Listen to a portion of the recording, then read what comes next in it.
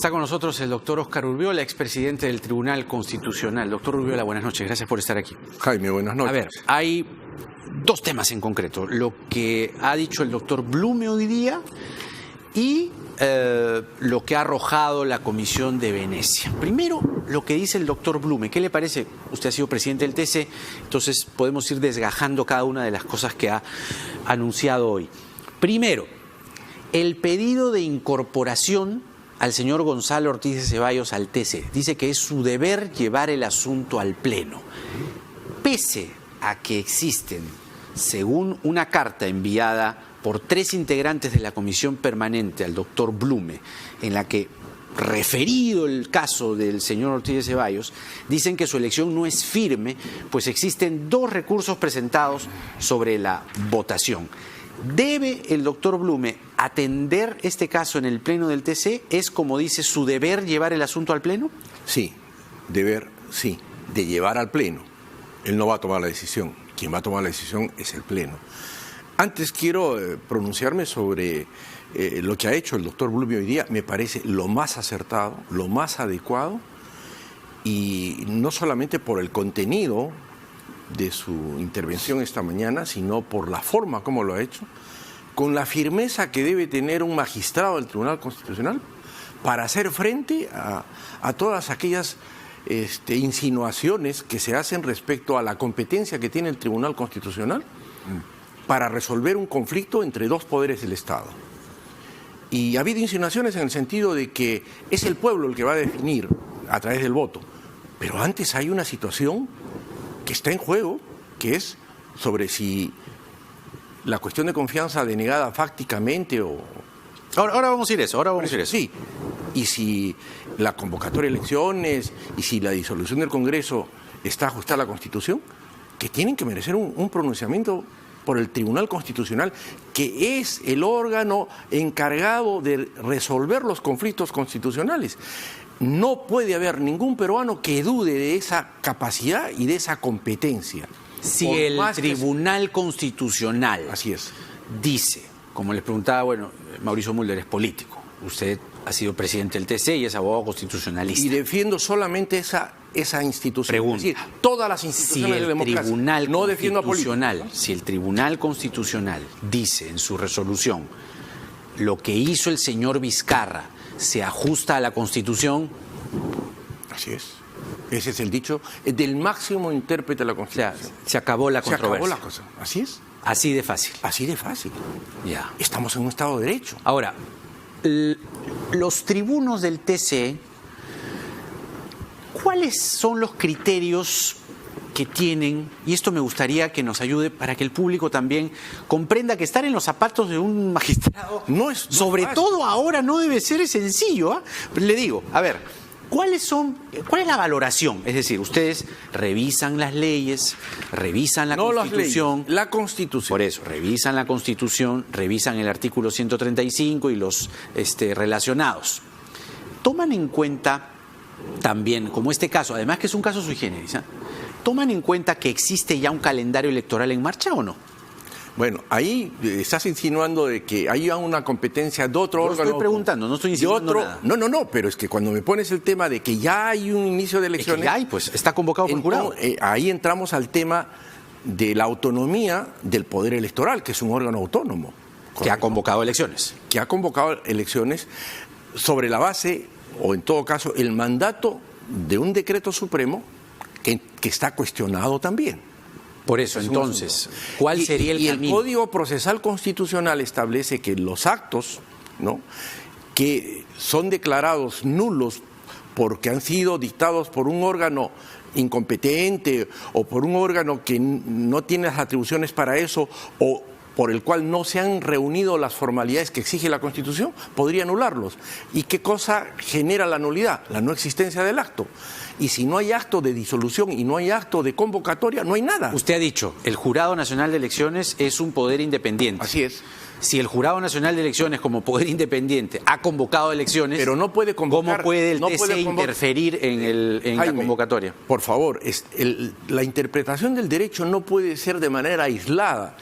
El Jurado Nacional de Elecciones no ha convocado porque es autónomo para convocar elecciones. ¿Cómo que no? Claro, que Perdón, convoca elecciones. el que ha convocado elecciones es el presidente de la República en el decreto supremo. De acuerdo a la Constitución, pues.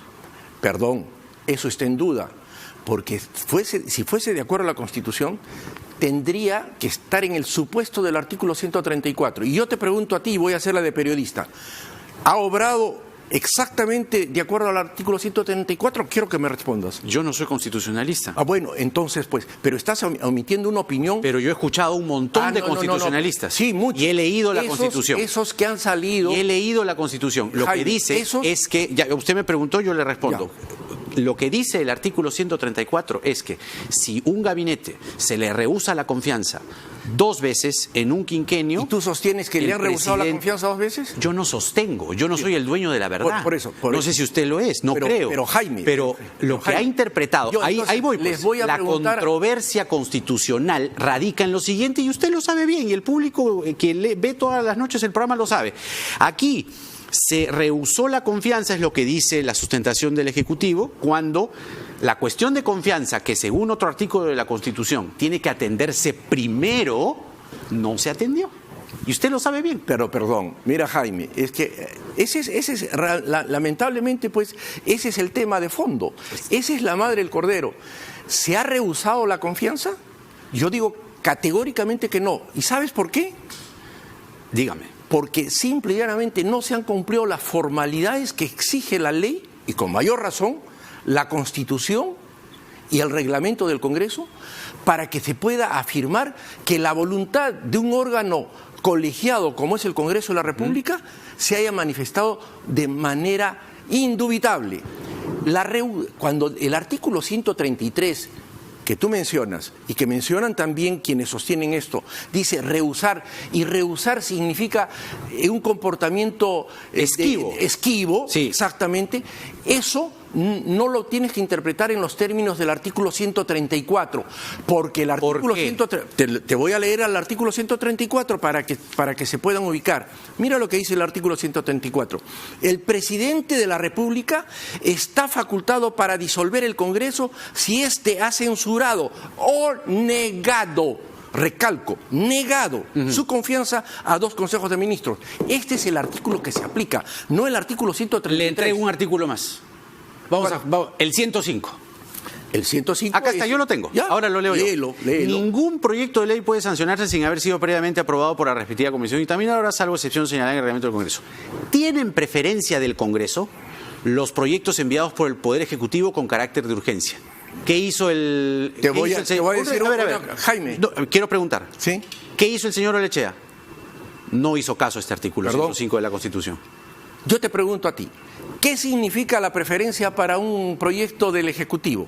Que puede ser de reforma constitucional o de un proyecto de reforma legislativa corriente, ordinaria. ¿Qué significa? No significa alterar la agenda de una sesión convocada. Significa ¿Dónde dice eso? Perdón, el reglamento del Congreso. Pero ¿qué está por encima? ¿El reglamento o la Constitución? Perdón, un momentito. Es que eso está en concordancia con la Constitución. La urgencia solo significa ponerlo en la... Si hay 200... Arriba, ¿no? En el primero. No lo hizo, pues. Sí, pues, pero es que ¿cómo puedes decir que no lo hizo si no recién ingresó ese día?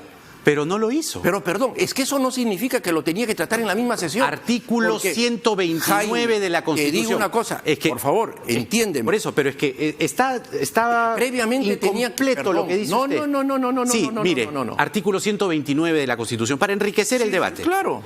El Consejo de Ministros en pleno, los ministros por separado pueden concurrir a las sesiones del Congreso y participar en sus debates con las mismas prerrogativas que los parlamentarios, salvo la de votar si no son congresistas. Concurren también cuando son invitados para informar. El presidente del Consejo de Ministros, o uno por lo menos de los ministros, concurre periódicamente. Sí, está bien.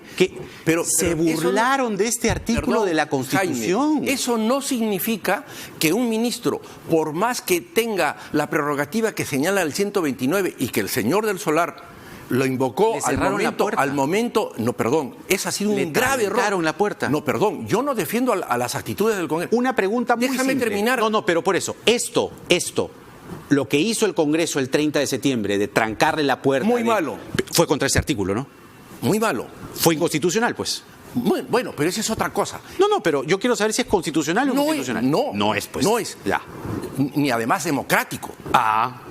No es. Ya. O sea, yo no vengo a defender lo que hizo el Congreso. No, está bien. Yo vengo a defender la Constitución. Está bien, pero yo, como periodista, Jaime? le pregunto a usted, que ha sido presidente del TC, yo no defiendo hay artículos ni a que se Lapra, contradicen ni el uno y al figurismo, otro. como se ha tratado de insinuar. Yo defiendo la Constitución. ¿Y sabes por qué? Porque yo juré defender la Constitución. No una vez, 2 veces. Cuando fui ¿Se refiere a lo que le dijo Cateriano ayer en RPP? No, ni lo menciones. Solamente... No lo menciono. Bueno, Pedro Cateriano le dijo a usted que era vocero del... No dijo que era vocero. Estás tergiversando. O que se parecía. ¿Sabes qué hizo? Tampoco. Dijo que estaba repitiendo el discurso, que es distinto. No me tergiversa. Parece vocero fujiaprista. Parece, pero es que... No estoy tergiversando. Es que Pedro Cateriano pone etiquetas con la misma velocidad que él también se enrola en muchos gobiernos. De tal manera que tampoco le voy a hacer caso a eso. ¿Le va a poner una etiqueta a usted? ¿O? Me ha querido poner una etiqueta de aprofujimorista. Y todo el público sabe perfectamente que yo tengo una trayectoria limpia, que incluso he luchado contra el fujimorismo y contra el aprismo.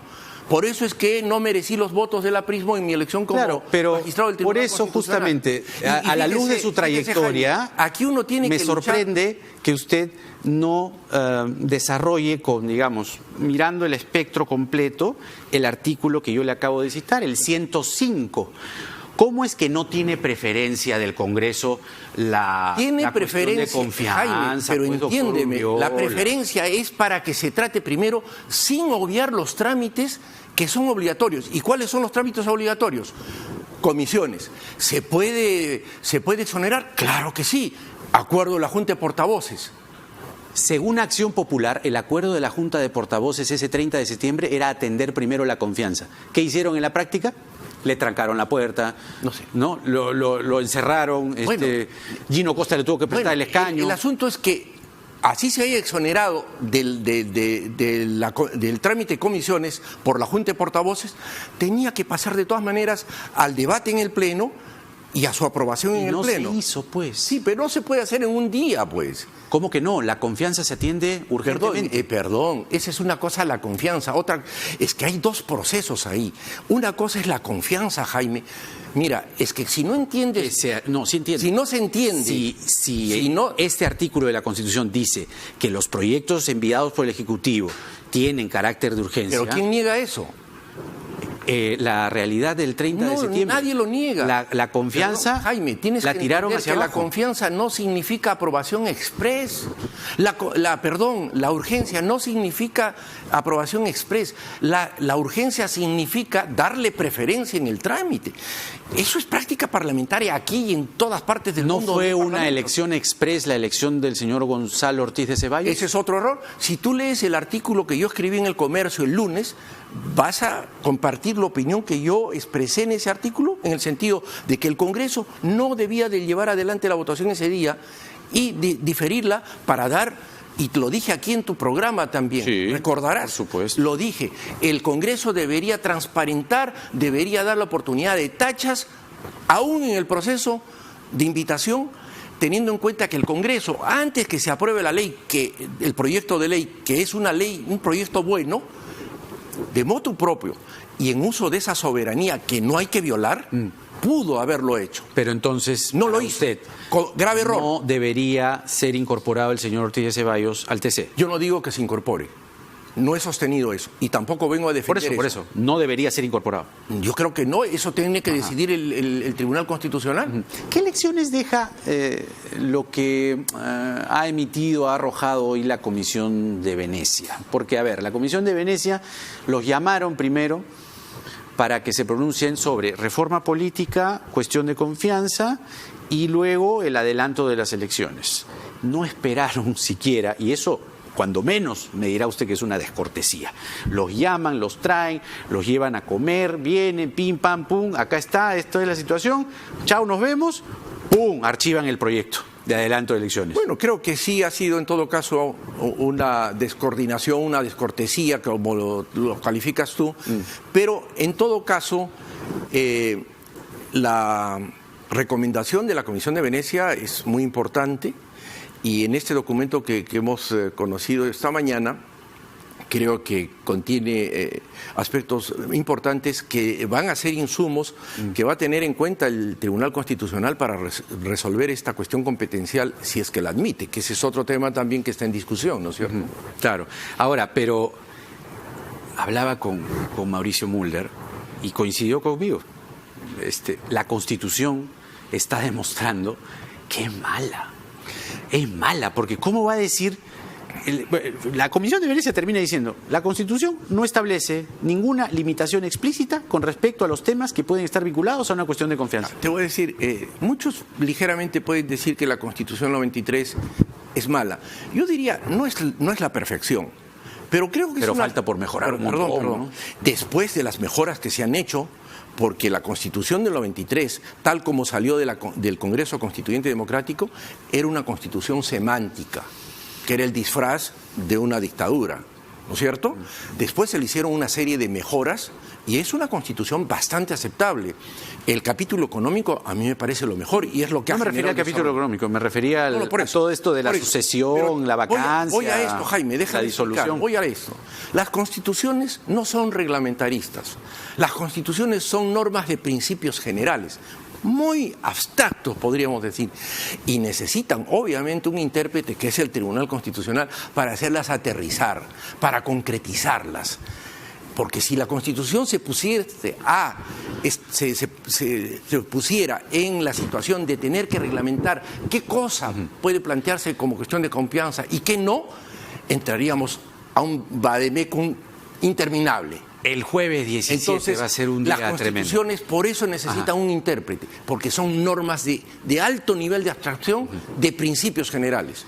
Y ese es el problema. Y cuando la Constitución habla de la confianza y el Tribunal ha dicho de forma abierta, obviamente, de forma abierta, dentro de las competencias del Ejecutivo y no fuera de ellas. Es una interpretación de la interpretación. Pero doctor, para eso está el derecho y los sistemas de interpretación. Muy bien. Y nunca puedes interpretar una cosa solamente por la letra, sino por el espíritu y de manera sistemática. El espíritu, eso, pues, ¿qué espíritu invocamos? Gracias, doctor Urbiola. Jaime, gracias aquí, a ti. Gracias. Vamos a la pausa y nos ocupamos ahora de este caso que nos ha dejado con los pelos de punta y con la indignación al tope. El caso de la señorita Melissa González Gagliuffi. Iba, según los entendidos, a 90 kilómetros por hora por la avenida Javier Prado. Se llevó a dos jóvenes, la vida de dos jóvenes. Uno está muy mal, pero está libre. Viene con nosotros Juan Pablo León, periodista del Comercio, para hablar al respecto. Nada está dicho.